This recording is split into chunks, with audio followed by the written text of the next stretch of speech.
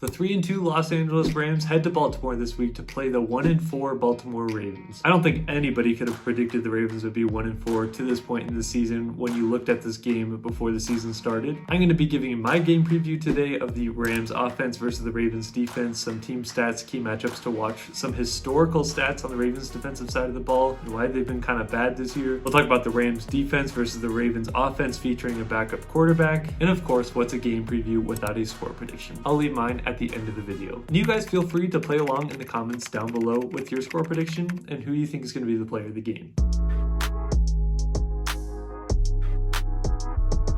Alright, let's talk about this Rams offense versus the Ravens defense. And this Ravens defense has been rough this year, and part of it has been due to the injuries. They've suffered a lot of injuries on the defensive side of the ball, but there are even a lot of Ravens fans calling for defensive coordinator Zach Orr's job. There have been numerous complaints about the lack of physicality of this defense, the lack of pride that they're taking in their jobs, and this is surprising, especially when you contrast it to the way that the Ravens defense ended the season last year and how on fire they were. To see where they are at now is a big shocker to me. And while yes, you can point towards injuries, especially in a game against the Texans last week and how many people were banged up there, I think these problems were still occurring even before a lot of these guys went down, which is the concerning thing for Ravens fans. I'm going to be giving you guys some pretty crazy bad stats about this Ravens defense in 2025. Before that, let's just go over the team defensive stats so far here in 2025. The Ravens defense ranks dead last in 2025 with 35.4 points a game given up. They rank second to last in total yards allowed per game at 408.8,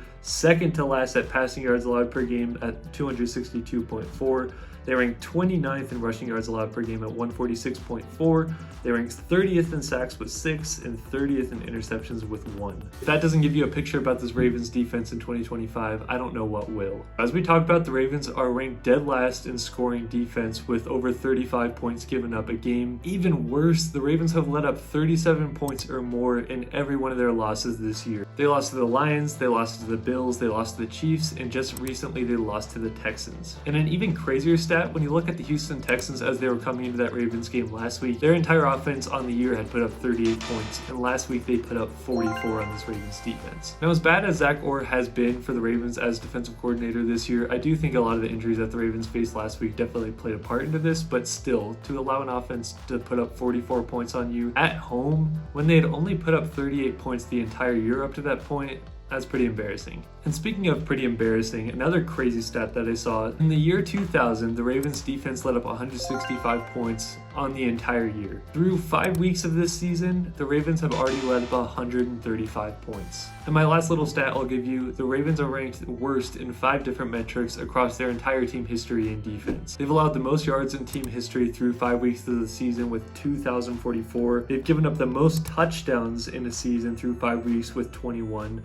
They've given up the most points in a season with 177 through 5 weeks, and they've forced the fewest turnovers through 5 weeks with only 2. So while you never can just look at box scores and stats and say that's an identity of a team, I think this team is kind of screaming at you how bad the defense is. And while again some of that is due to injuries, it's also due to poor coaching. I'm recording this game preview on Tuesday, so we don't have an official injury report yet, but we are still expecting to miss some key players for this Ravens defense. Which players are going to miss the game is still TBD right now. But last week they were missing Chidobe Awuzie, Kyle Hamilton, Marlon Humphrey, Roquan Smith, Nnamdi Madubuike. And right now we don't know exactly how many out of those names are going to miss this week's game, but I would still expect a handful of those just given the injury designations that they have. Some keys to the game for this Rams offense versus the Ravens defense for me starts with just staying balanced in the run and the pass. I think we can do both of these things well on this defense just given how porous they've been in both of those areas. But I still look at the Ravens secondary and how much talent that they have in that way, and I say don't get too pass heavy and just rely on the pass. With how good they have been,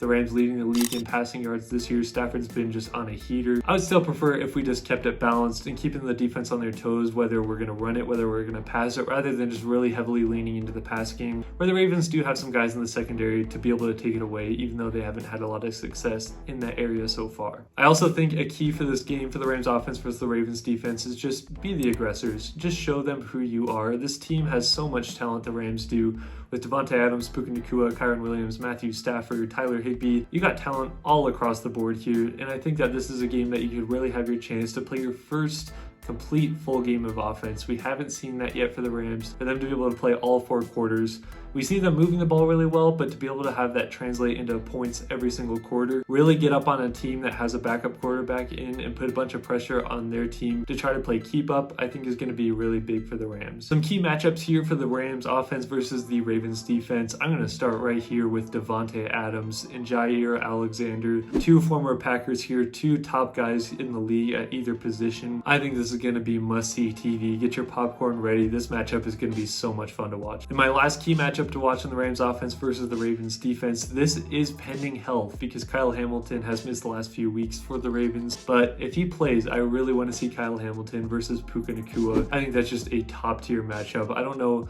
who would necessarily win that matchup. I'd like to say Puka would, but I think if Kyle Hamilton did play, that this would still be a fun matchup where both of them would kind of have their wins on different plays. So keep an eye out for that one if number 14 for the Ravens ends up playing it. I hope he does. Okay, now with the Rams defense versus the Ravens offense, obviously the big storyline, we are probably not going to be seeing Lamar Jackson this week, so it's either going to be Cooper Rush or Tyler Huntley. Cooper Rush did get the start last week for the Ravens, and that did not go super well. I'm actually surprised they didn't play Tyler Huntley there at quarterback. He's a former Pro Bowler, give him his flowers, but also I think that Huntley really fits this Ravens scheme well, so they're kind of up in the air right now on who's going to start for them this week. If it were me, I would have Tyler Huntley start.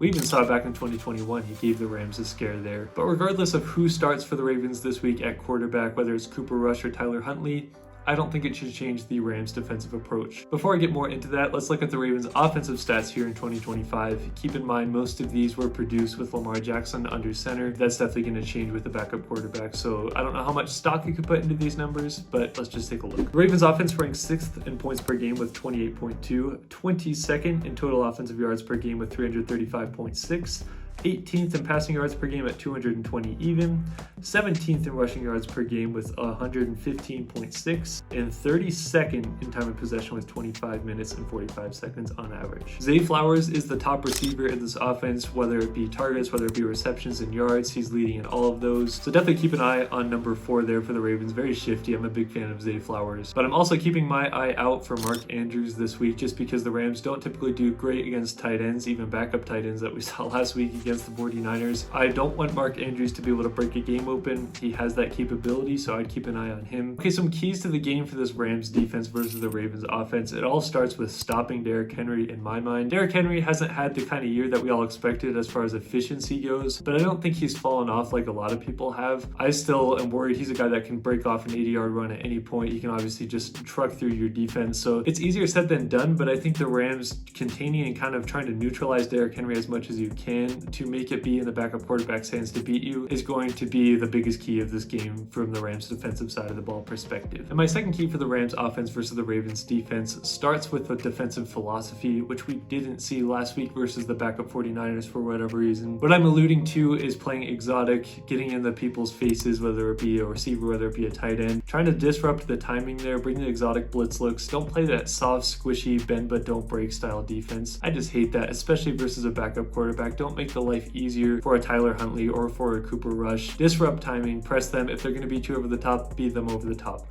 But don't play that soft coverage. That's another big key for me. And my last key for the game here for the Rams defense is just simply tackle, especially when you have a guy like Derrick Henry on the defense who can break any kind of tackle. Tackling fundamentals, hustling to the ball is going to be big. But even a guy like Zay Flowers, he is so shifty, so quick. Getting your hands on him, not letting him break a play open because he can get a 3-yard kind of flat route play and turn it into a 70-yard touchdown. So I think getting to the ball and making sure that you're having good tackling fundamentals, another thing that we didn't see versus the 49ers, that'll be huge. Key matchups for the game here for the Rams defense versus the Ravens offense. I'm going to start with Poona Ford versus Derrick Henry. We've talked so much about Nate Landman at linebacker stopping the run, and he definitely has been huge there, but I don't think enough people are talking about the nose tackle Poona Ford, the way he's able to shut off those gaps in those areas for the running backs to run through. I think it's going to be a collective effort, but Poona Ford, it all starts up there. If he can disrupt things, make Derrick Henry have to kind of second guess himself and make those decisions rather than just shooting through the hole and getting that momentum, because when he gets momentum, that's where he's really dangerous. So I'd watch Poona Ford for the Rams. My next matchup here is Quentin Lake versus Mark Andrews. I talked about before, tight ends can break a game for the Rams. We don't really stop them super well. Mark Andrews has been a Pro Bowler. I believe he's been an All-Pro in his past. We know who Mark Andrews is. Quentin Lake is going to have that assignment, and I think that's going to be a fun one to watch, especially with a backup quarterback who loves those safety blankets like a Mark Andrews. My last matchup to watch is going to be the Land Shark Kobe Durant versus Zay Flowers. These two guys are incredibly quick, kind of smaller frame kind of guys. It's going to be a big matchup for Kobe Durant. I don't think he's going to shadow Zay Flowers this game, but I do think we're going to see that matchup quite a bit, and that's going to be one that's going to be fun to watch for sure. This game is incredibly hard for me to predict from a score perspective, just because we don't know exactly who's going to be healthy yet, and we don't know who's going to be starting for the Ravens here at quarterback. We saw the 49ers give us a good challenge with their backups in there, so like how much stock can you really put into that against a backup team this week? I am having a really hard time with this one. But the optimistic Rams fan in me says we are going to win this game 28-17. That is my final score prediction for now. I feel like it's going to change throughout the week depending on injuries. Depending on a lot of things, I hate predicting double-digit wins for my team because it makes me sound like I'm just a homer and all that. For me, though, I just feel like this Rams offense can really get things into gear. This could be their get-right game to play full 4 quarters of football. I think their defense can get after them if they have the right game plan. This defense has a lot of potential versus a backup quarterback. So, I don't know. 28-17 is my score prediction for now. Let me know yours in the comments down below. As for me, I'm Rams House. Thank you guys so much for watching. Horns up and God bless.